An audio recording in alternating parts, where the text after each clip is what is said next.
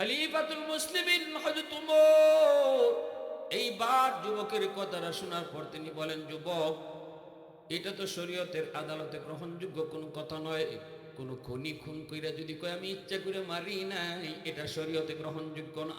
তোমার মনের ভিতরে কি অবস্থা সেটা তো আমি বুঝবো না। তোমার মনে ইচ্ছা আছিল না অনিচ্ছা আছিল, এটাতে মানুষের কোনো হাত আছে? জোরে খন জোরে। হ্যাঁ? আর তুমি যে খুন করেছো, এর পক্ষে কোনো সাক্ষী ওই দুই যুবকের পেশ করা লাগবে না, দুই ভাইয়ের সাক্ষীও পেশ করা লাগবে না, কারণ তুমি নিজেই স্বীকার করতেছো খুন করছো। ঠিক না নি? যুবক যদি কইতো আমি খুন করি নাই, তখনও কিন্তু একটা ফেস লাগতো। যদি কইতো আমি খুন করি নাই, তাহলে ওই দুই ভাইয়ে যে যারা বাবার বাবার বিচার দাবি করছে এদের সাক্ষী আনা লাগতো। ঠিক কিনা জোরে কর। হ্যাঁ, আমরা দেখছি এই লোকটা খুন করছে, সাক্ষী আনতে হতো। শরীয়তের আদালতে সাক্ষীর দ্বারা রায় হয়, সাক্ষীর দ্বারা রায় হয় ইসলামী শরীয়তের আদালত। অতএব এইদিকে হযরত ওমর এই দুই ভাইয়ের সাক্ষীও চাইলেন না, কারণ আসামি নিজেই স্বীকার করে নিছে। ঠিক কিনা? ওমর বলে, আমার আদালতে রায়, হত্যার বদলা হত্যা, খুনের বদলা খুন। রেডি হয়ে যাও, তোমাকে ফাঁসিতে চড়ানো হবে। তুমি রেডি হয়ে যাও, তোমার ফাঁসিতে চড়ানো হবে। এই কথা বললে ফাঁসির রায়, যুবকের বিরুদ্ধে ফাঁসির রায়। হযরত ওমর ওই যুবককে বলতেছেন, যুবক, শেষ ইচ্ছা তোমার কিছু আসেনি? কও। জীবনের শেষ কোনো ইচ্ছা থাকলে তুমি পূরণ করতে পারো, সুযোগ দেওয়া হবে। যুবক কই, আমিরুল মুমিনিন, আমার শেষ কোনো ইচ্ছা নাই, তবে একটা ইচ্ছা আছে, যদি আপনি আমার একটু সুযোগ দেন আমি বাড়ি যাই। হ্যাঁ, বাড়ি যাইবা? 300 মাইল দূরে মদিনার থেকে। খুনি বাড়িতে গেলে বাড়ির থেকে ফিরত আইব, এর কোনো গ্যারান্টি আছে না? হ্যাঁ, বাড়িতে কেন যাইবা? কয়, আমার বাড়ির পাশে একটা বাজার, এর মধ্যে একটা দোকান থেকে আমি কিছু মাল আইনে খাইতাম বাকিতে। এই মালিকটা, দোকানের মালিক কোন একজন ইহুদি। আমি অত তারিখের ভিতরে তার টাকাটা পরিশোধ করবো, এটা কথা ছিল। যদি আমি তার টাকাটা পরিশোধ না করি, তাহলে সে আমার বিরুদ্ধে শুধু কথা বলবে না, বলবে মুসলমান জাতটা খারাপ, এরা কথা দিয়ে কথা রাখে না, ওয়াদা খেলাপ করে। আমিরুল মুমিনিন, আমি একজন গুনাহগারের কারণে মুসলিম জাতির উপরে সে কথা তুলবে, এজন্য আমার একটু সুযোগ যদি আপনি দিতেন, আমি দ্রুত বাড়িতে যাইতাম, আর এই লোকটার পাওনাটা পরিশোধ করে আমি দ্রুত চলে আসতাম। কিন্তু আমিরুল মুমিনিন হযরত ওমর তিনি বলেন, এটা কেমনে সম্ভব? তুমি বাড়িতে গেলে পরে যে আবার তুমি আইবা, এর কি গ্যারান্টি আছে? খুনি খুন করছো, তোমার রায় হয়েছে ফাঁসি, ফাঁসির আসামি যদি বাড়িতে যায় আবার ফিরে আইবা, এর কোনো গ্যারান্টি তো নাই। আমি তোমার সঙ্গে অনেক মুজাহিদ সাথেও দিতে পারবো না, অনেক সৈন্য সামন্ত সাথে দিতে পারবো না, কারণ চতুর্দিকে জিহাদ চলছে, সমস্ত মুজাহিদরা জিহাদের ময়দানে। আবার দুই একজন যে তোমার সাথে দিয়া দিন, এটাও সম্ভব না, কারণ এই দুইজন তোমার বাড়িতে তোমার সাথে যদি যায়, এই দুইজনে তোমারে লইয়া আইব না এই দুইজনে তুমি রাখি লাইবা, এর তো গ্যারান্টি নেই। ঠিক না? তুমি যদি তোমার স্বাস্থ্য ভাই, খালাতো ভাই, মামাতো ভাই, বাপ চাচা সব লইয়া এই দুইজনে আটকাইতে রহ, তে তো এই দুইজন আমি গাইব। অতএব তোমার এই প্রস্তাব মানা সম্ভব না।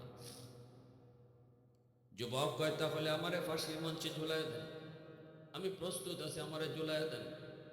আমিরুল মুমিনিন, আমি কিন্তু ওই জায়গা থেকে বাগার সুযোগ ছিল, বাগি নাই, কারণ খুন করেছি আমি, কেউ না দেখলেও দেখছেন আমার আল্লাহ।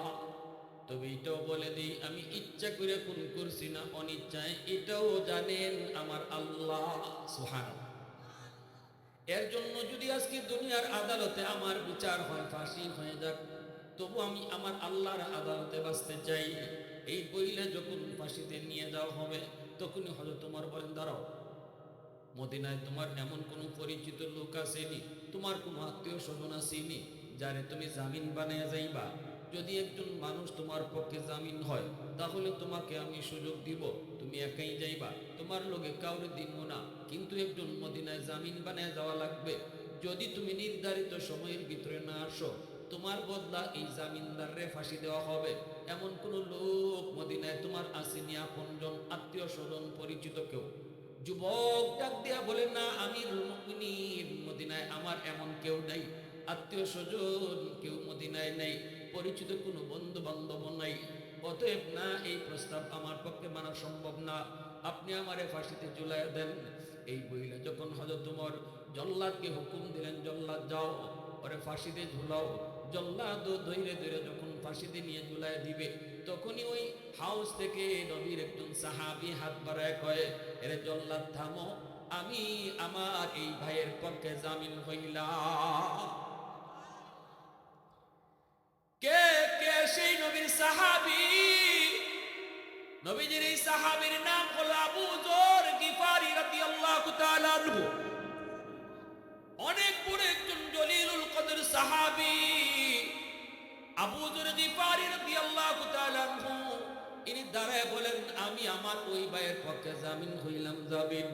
মদিনার সব মানুষ আবু যরের দিকে তাকাইল। খলিফাতুল মুসলিমিন হযরত ওমর তিনিও তাকাইলেন।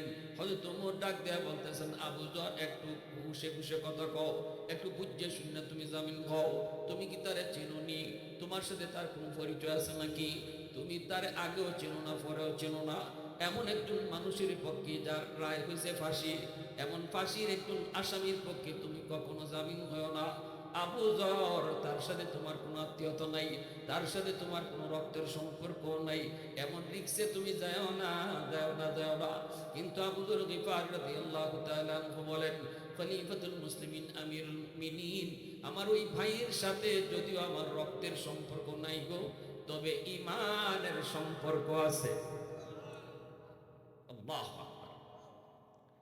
রক্তের সম্পর্কের চেয়ে ঈমানের সম্পর্ক আল্লাহর কাছে বেশি দামি। রক্তের সম্পর্ক আল্লাহর কাছে কোনো সম্পর্কই না। যদি রক্তের সন্তান আল্লাহকে না মানে, সন্তানকে সন্তান বলা যায় না।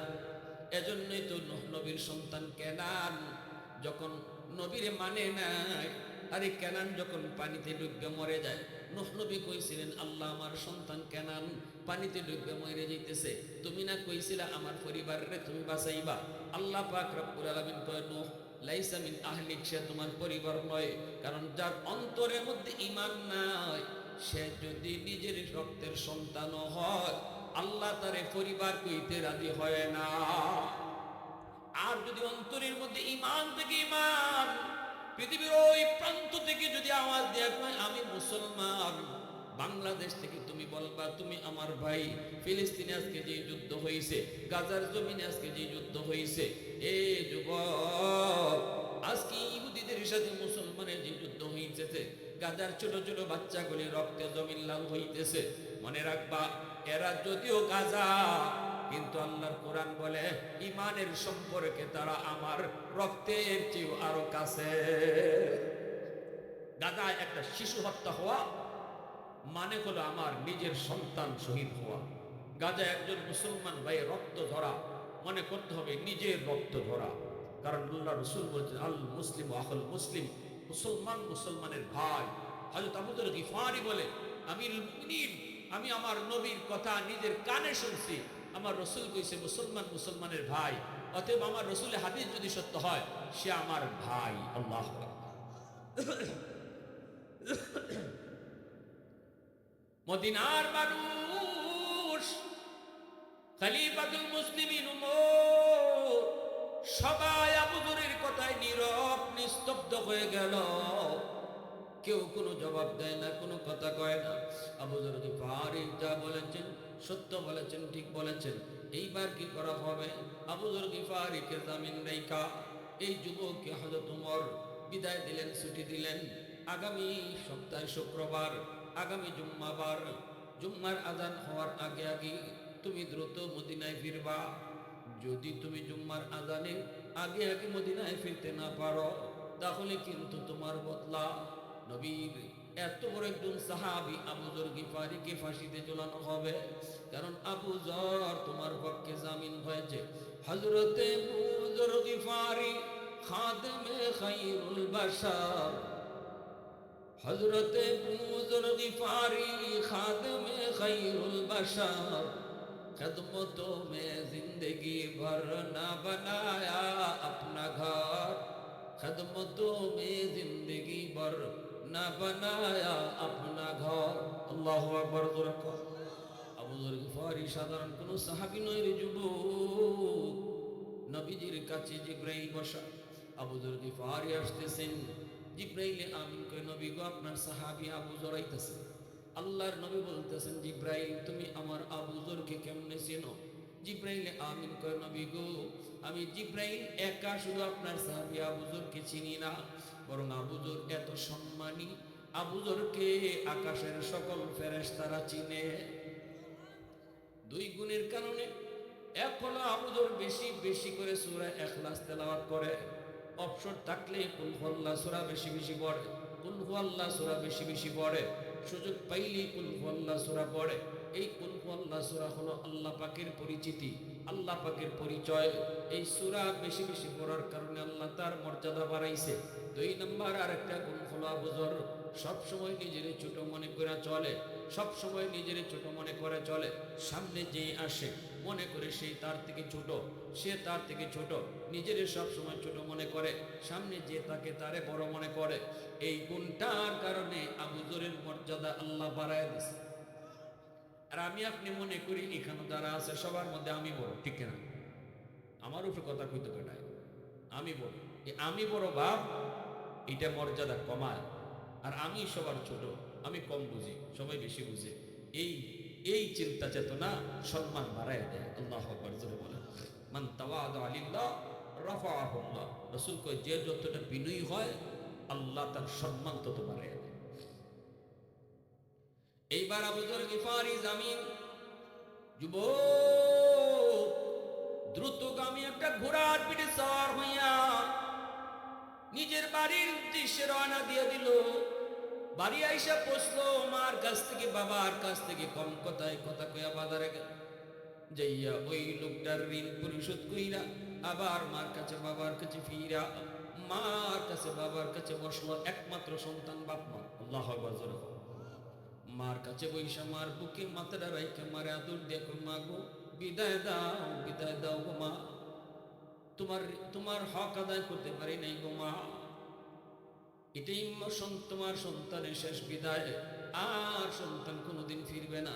মাইকে, বাবা কি কস? বুঝি না তো বাবা, কি কস তুই? কি হয়েছে তোর? কই যাইবে তুই? ছেলে কয়, মা, ওমরের আদালতে আমি একজন ফাঁসির আসামি। কস কি বাবা, কেন? কয়, মা, আমি খুনি। কিন্তু মা, বিশ্বাস করো, তোমার ছেলে ইচ্ছা করে খুন করে নাই।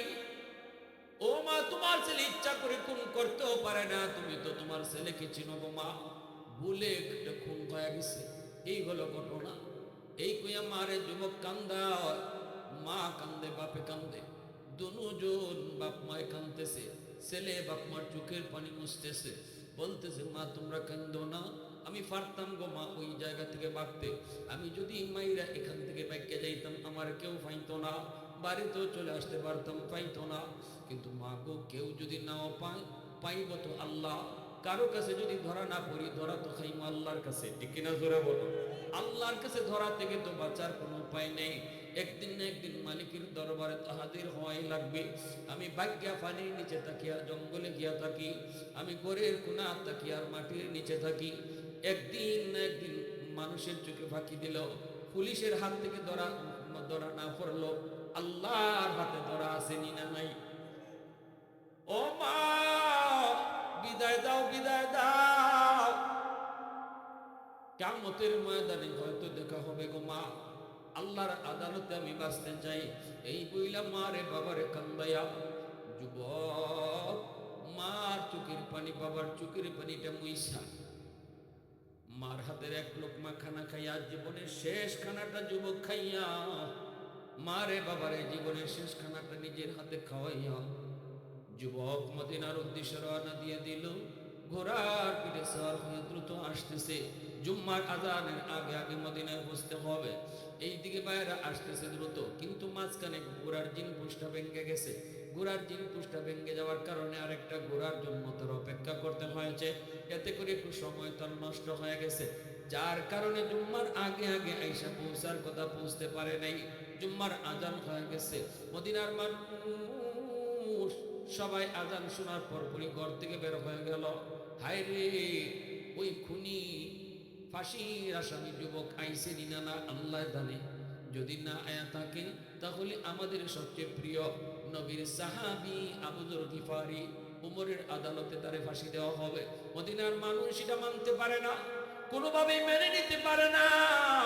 কারণ আবু যর মদিনার মানুষের বড় প্রিয় মানুষ, আল্লাহর যেমন প্রিয় মদিনার মানুষেরও প্রিয়। ছোট বড় নারী পুরুষ সবার বড় মায়ার আবু যর গিফারি। মদিনার মানুষ বের হইয়া দেখি ওই যুবক এখনো আসে নাই। উমরের আদালতে আবু যরের বিচার হয়ে যাবে। আজান হওয়া মাত্রই হযরত উমর এইবার তিনি পাঠায় দিলেন, জুম্মার নামাজ হলো। নামাজ হওয়ার পরও যুবক আইসে না, সাথে সাথে তিনি পুলিশ পাঠায় দিলেন, যাও আবু যরকে নিয়ে আসো। আবু যরের বাড়িতে পুলিশ এসে হাজির। আবু যর আসো উমরের আদালতে। আবু যর গিফারি খুশি খুশি ঘর থেকে বের হয়েছেন, সন্তানের কাছ থেকে বিদায় নিলেন, বিবির কাছ থেকে বিদায় নিলেন। সন্তানে কান্দে, বিবি কান্দে, মদিনার মানুষ সবাই কান্দে, কিন্তু আবু যর কান্দে না। আবু যরের মুখে তো হাসি। আবু যর কয়, যদি আজকে আমি উমরের আদালতে আমার ফাঁসি হয় অসুবিধা নাই। যদি আমি এই অবস্থায় ফাঁসি হয় কিয়ামতের ময়দানে আমার রাসূলের সাথে যখন আমার সাক্ষাৎ হবে, নবীর যে কইমু, নবী গো, আমি আপনার একখান হাদিসের উপরে আমল করার কারণে আমার ফাঁসি হইছে। আল্লাহু আকবার। ওগো নবীজি, আমি ভুল করি নাই, ভুল করি নাই। আপনার জবানে শুনেছি আল মুসলিম আখুল মুসলিম, মুসলমান মুসলমানের ভাই। আমি হাদিসের উপরে আমল করেছি। আমি আমার নবীর সামনে এই কথা কইয়া নবীর সুপারিশ লইয়া লইমু। এই কথা কইয়া তিনি হাসি মুখে উমরের আদালতের দিকে রওনা দিয়ে দিছে। ভাইরে যুবক, শুধু বুঝাইতেছি, আল্লাহর ভয় যদি অন্তরের মধ্যে থাকে তাহলে দুনিয়ার মানুষের চোখে ফাঁকি দিয়েও কেউ গুনাহ করতে পারে। আল্লাহর ভয় যদি অন্তরে থাকে, রাতের অন্ধকারে কেউ গুনাহ করতে পারে না। আল্লাহর ভয় যদি অন্তরে থাকে, কেউ মাফে কম দিতে পারে না। কাস্টমারে না বুঝলো দেখতেছে কেডা, আরো জোরে কম, আল্লাহ। ভাইরা আমার, এইদিকে আমিরুল মুমিনিন উমর জুম্মার নামাজের পর বিচারকের আসনে বসে গেলেন। আবু যর গিফারিকে আসামির কাঠগড়ায় দাঁড় করায় দেওয়া হলো। মদিনার মানুষ কান্না শুরু করে দিল। কান্নার রোল পড়ে গেল মসজিদে নববীর প্রাঙ্গণে। যার দিকে তাকায়, যেই তাকায় সবাই কাঁদতেছে, নারী পুরুষ ছোট বড় সবাই কাঁদতেছে। আবু যর গিফারি আজকে ফাঁসি হবে। একজন খুনির কারণে, জামিন হওয়ার কারণে আবু যরের ফাঁসি হবে। কেউ মানতে পারে না, কেউ মেনে নিতে পারে না। আবু যর গিফারি দাঁড়াইছেন, আর হযরত ওমর বলতেছে, আবু যর, ওই সময় কইছিলাম জামিন হইতে একটু বুঝা আও, যুবক তো এখনো আসে নাই। আবু যর গিফারি কয়, অসুবিধা নাই, আমি রাজি আছি, খুশি খুশি আমি রাজি আছি, আপনি আমারে ফাঁসিতে ঝুলাইয়া দেন। যেই মাত্র হযরত ওমর কয়, জল্লাদ যাও, জল্লাদ যাও, আবু যরকে নিয়ে ফাঁসিতে লটকাও, আবু যরকে নিয়ে ফাঁসিতে দাও। ওই অবস্থায় মদিনার মানুষ হাউ মাউ করে কান্না শুরু করলো। ওমরের আদালতে কান্নার রুল। খলিফাতুল মুসলিমিন আমিরুল মুমিনিন হযরত ওমর তিনিও কান্না করে। বিচারক নিজে সুদ্ধা কাঁদতেছে। আল্লাহু আকবার, জোরে বলো। কারণ আজকে তো আবু যরের ফাঁসি হওয়ার কথা না গো। আবু যর তুই ফাঁসিতে উঠবার কথা না, ফাঁসিতে তো উঠবি ওই যুবক। ওই অবস্থায় মদিনার ওই জল্লাদ কই, আমি জীবনে কোনোদিন কাউরে ফাঁসি দেওয়ার সময় কান্দি নাই, কিন্তু আবু যর গিফারিকে ফাঁসি দেওয়ার সময় আমার চোখ দিয়ে দর দর করে পানি ধরছে। আমার এক কদম সামনে আগায়, জল্লাদ আরেক কদম পিছনে যায়, এক কদম সামনে যায়, আরেক কদম জল্লাদ পিছনে যায়। এইদিকে একটু একটু দেরি করতেছে। আবু যর গিফারিকে নিয়া মাত্র রশিদে ঝুলাইয়া দিবে।